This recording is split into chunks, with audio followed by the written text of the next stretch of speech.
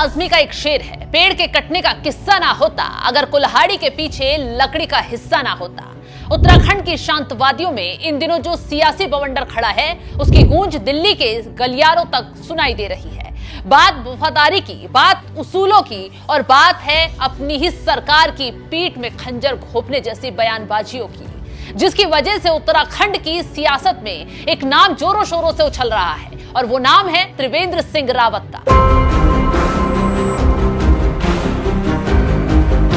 पूर्व मुख्यमंत्री जो अब सांसद की कुर्सी पर बैठकर अपनी ही पार्टी की सरकार के खिलाफ मोर्चा खोले हुए हैं। ना तथ्य हैं, ना सबूत हैं, बस बोले जा रहे हैं। हाल ही में उन्होंने अपराध और पुलिस को लेकर जो कड़वे प्रवचन दिए, जिससे बीजेपी के अंदरूनी हलकों में खलबली मच गई।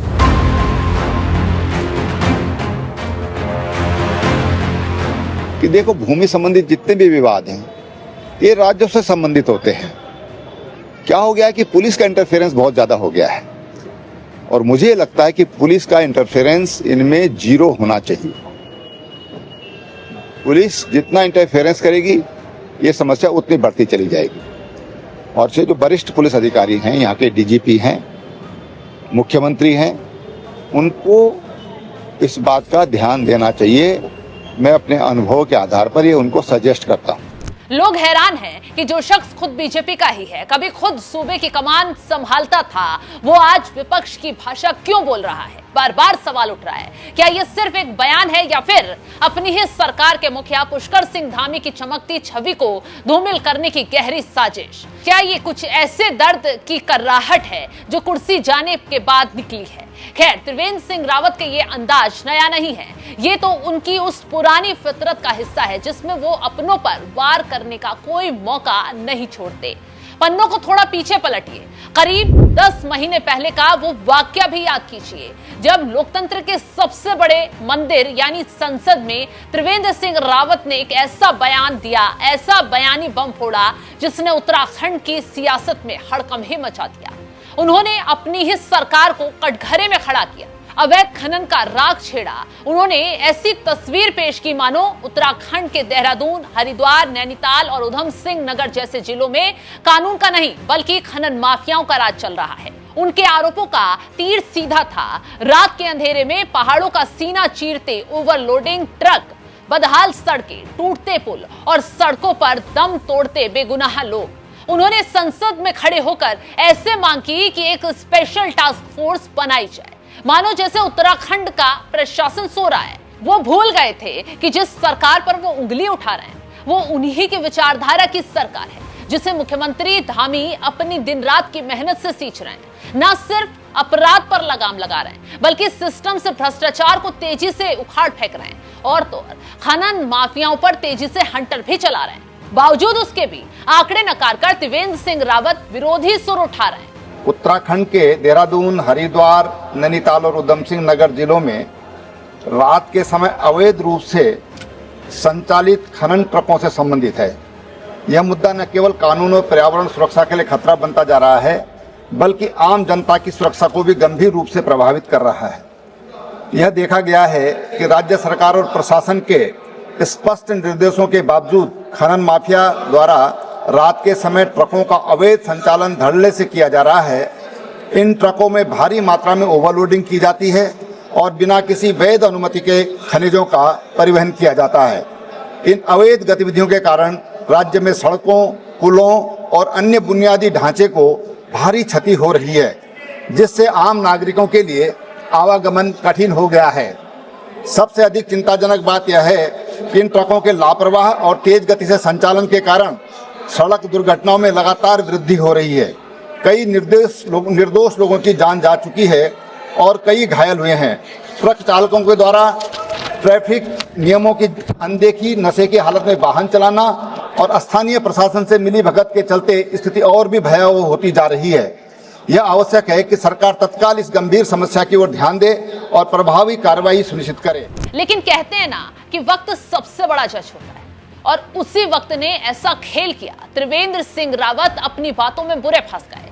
अब आप सोच रहे होंगे कि हम पुरानी बातों को क्यों उखाड़ रहे हैं, क्यों ताजा कर रहे हैं। जवाब त्रिवेंद्र सिंह रावत के हालिया यू टर्न में छिपा है। जी हां, यू टर्न में। राजनीति का ये खिलाड़ी अब अपने ही बुने हुए जाल में फंसता नजर आ रहा है। दरअसल हुआ यह है कि जब एक पॉडकास्ट में एक पत्रकार ने उन्हें उनके पुराने बयानों का आईना दिखाया और पूछा कि एक तरफ आप संसद में अपनी ही सरकार को कटघरे में खड़ा करते हैं और दूसरी तरफ धामी सरकार को दिल्ली से इनाम मिल रहे हैं, ये विरोधाभास क्यों? तो जानते हैं त्रिवेंद्र सिंह रावत क्या कहते हैं। ये सवाल सुनकर उनके पास कोई ठोस जवाब ही नहीं था। वो हकलाते हुए कहने लगे कि सवाल पूरा पढ़िए, वो सिर्फ उत्तराखंड के लिए नहीं था, वो तो जनरल बात थी। यानी जो आग उन्होंने खासतौर पर देवभूमि के लिए लगाई थी, अब उसे यूनिवर्सल बताकर पल्ला झाड़ो। इसे कहते हैं सरेआम अपनी ही बातों से पलटना। संसद के रिकॉर्ड गवाह हैं कि उन्होंने वहां खड़े होकर नाम लेकर उत्तराखंड का जिक्र किया था, लेकिन आज जब घेराबंदी हुई तो वो खुले मंच पर पलट रहे हैं, सत्यवादी बन रहे हैं। पर हर सिक्के के दो पहलू होते हैं। एक तो देख लिया आपने और दूसरा पहलू भी देखना बहुत जरूरी है, और वो पहलू है मुख्यमंत्री पुष्कर सिंह धामी का, उनकी परफॉर्मेंस का, जिसने साबित कर दिया कि त्रिवेंद्र सिंह रावत जहां सिर्फ नकारात्मकता फैला रहे हैं, वहीं धामी सरकार बातों से नहीं काम से जवाब दे रही।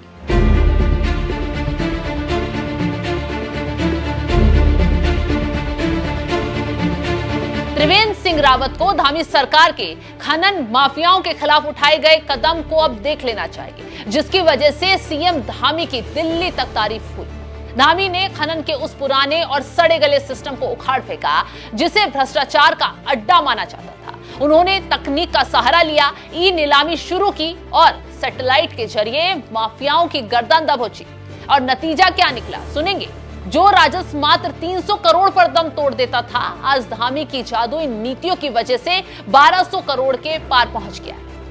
हम खनन में पॉलिसी लेकर आए नहीं, और उस पॉलिसी का परिणाम हुआ सारी चोरी, सारे अवैध रूप से चलने वाला एक खनन बंद हुआ, जिसका रेवेन्यू मात्र 300-400 करोड़ हुआ करता था, वो रेवेन्यू हमारा 1200 करोड़ को पार कर गया। और लगातार, और उसके कारण से श्रेणी सी के राज्यों की सूची में हमारे राज्य को भारत सरकार ने सारे मानक पूरा करने के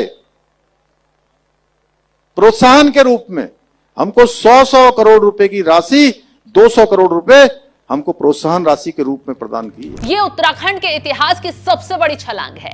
सीएम धामी की इसी पारदर्शिता और इसी कड़े अनुशासन का लोहा केंद्र की मोदी सरकार ने भी मान लिया।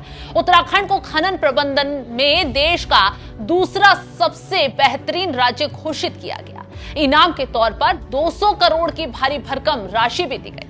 तो इस खुलासे के बाद त्रिवेंद्र सिंह रावत के इस यूटर्न ने यह बात साबित कर दी है कि त्रिवेंद्र सिंह रावत ने सिर्फ और सिर्फ भ्रम फैलाया, और दूसरी तरफ सीएम धामी ने कामों से इस भ्रम को तोड़ दिया, साबित कर दिया कि कोई आपके खिलाफ अपना ही नफरत फैलाए, जनता को भड़काए, तो जवाब बातों से नहीं बल्कि कामकाज से ही दिया जाए। तो आज उत्तराखंड की जनता के सामने सब कुछ शीशे की तरह साफ हो गया है। एक तरफ वो नेता हैं जो अपनों को ही नीचा दिखाकर अपनी राजनीति चमकाना चाहते हैं, और दूसरी तरफ सीएम पुष्कर सिंह धामी हैं जो बिना शोर मचाए राज्य की तिजोरी भर रहे हैं और विकास की नई इबारत लिख रहे हैं। त्रिवेंद्र सिंह रावत के विरोध भरे बयान अब उनकी खुद की साख पर सवालिया निशान लगा रहे हैं। क्या ये इत्तेफाक है कि जब भी धामी सरकार कोई बड़ी उपलब्धि हासिल करती है तो त्रिवेंद्र सिंह रावत कोई ना कोई झूठ फैलाकर विवाद खड़ा करने लग जाते हैं?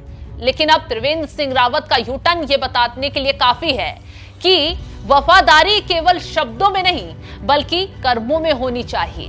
देवभूमि की जनता अब शब्दों के मायाजाल में नहीं फंसने वाली है। उसे दिख रहा है कि कौन राज्य को लूट से बचा रहा है और कौन सिर्फ बयानबाजी की राजनीति में उलझा रहा है। तो फिलहाल जिस तरीके से त्रिवेंद्र सिंह रावत ने पहले सरकार को घेरने के लिए बयान दिया और अपने बयान से जो यूटर्न लिया है उससे वो खुद तो फंस गए हैं, उसको लेकर आप क्या कुछ राय रखते हैं कमेंट बॉक्स में जरूर बताइएगा। और तमाम बड़ी खबरों की अपडेट के लिए आप हमारे साथ जुड़े रहें। नमस्कार।